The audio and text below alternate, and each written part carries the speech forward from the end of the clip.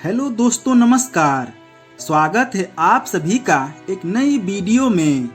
दोस्तों, भारत की आज़ादी का इतिहास बहुजन नायक नायिकाओं की महान कहानियों के बिना अधूरा है।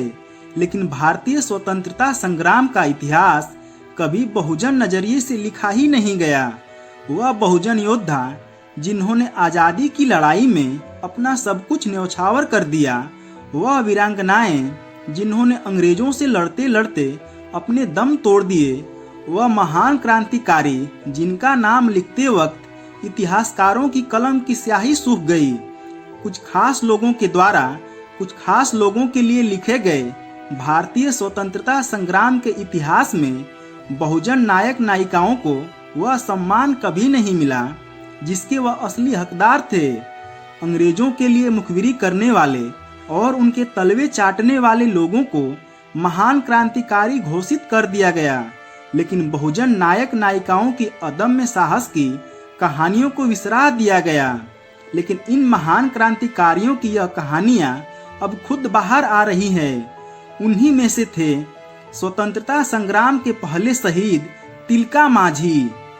आपको किताबों में पढ़ाया जाता है कि अपने धर्म के लिए विद्रोह करने वाले मंगल पांडे पहले स्वतंत्रता सेनानी थे, लेकिन असल में मंगल पांडे से 72 साल पहले ही बहुजन समाज के तिलका माझी अपनी मातृभूमि के लिए अपने प्राण न्यौछावर कर चुके थे, यानी वह सबसे पहले शहीद थे। 13 जनवरी 1785 को अंग्रेजों ने तिलका माझी को सरेआम बरगद के पेड़ पर लटका दिया था।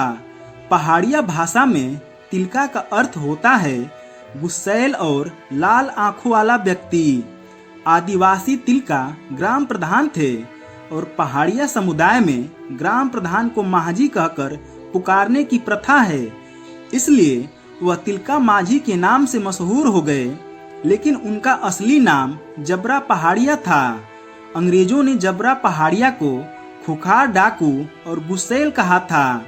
सन 1771 से 1784 तक तिलका माझी ने ब्रिटिश सत्ता के खिलाफ लंबा संघर्ष किया था। उन्होंने कभी भी समर्पण नहीं किया और ना ही वह कभी किसी के सामने झुके और ना ही किसी से डरे। उन्होंने स्थानीय जातिवादी सूदखोरों और जमींदारों के शोषण के खिलाफ भी हल्ला बोला था। जबरा पहाड़िया ने अंग्रेजों पर करारा वार किया और एक अंग्रेजी कलेक्टर क्लीवलैंड को मार डाला। बाद में आयुरकोट की अगुवाई में जबरा पहाड़िया की गोरिल्ला सेना पर जबरदस्त हमला किया गया, जिसमें कई आदिवासी मारे गए और जबरा पहाड़िया उर्फ तिलका माझी को गिरफ्तार कर लिया गया। उन्हें 4 घोड़ों पर बांधकर घसीटते हुए भागलपुर लाया गया। मीलों घसीटे जाने के बावजूद तिलका माझी जीवित थे। खून में डूबी उनकी देह तब भी गुस्से से भरी हुई थी और उनकी लाल लाल आंखें ब्रिटिश हुकूमत को डरा रही थी। आदिवासियों में दहशत पैदा करने के लिए अंग्रेजों ने उन्हें सबके सामने खुलेआम फांसी दे दी।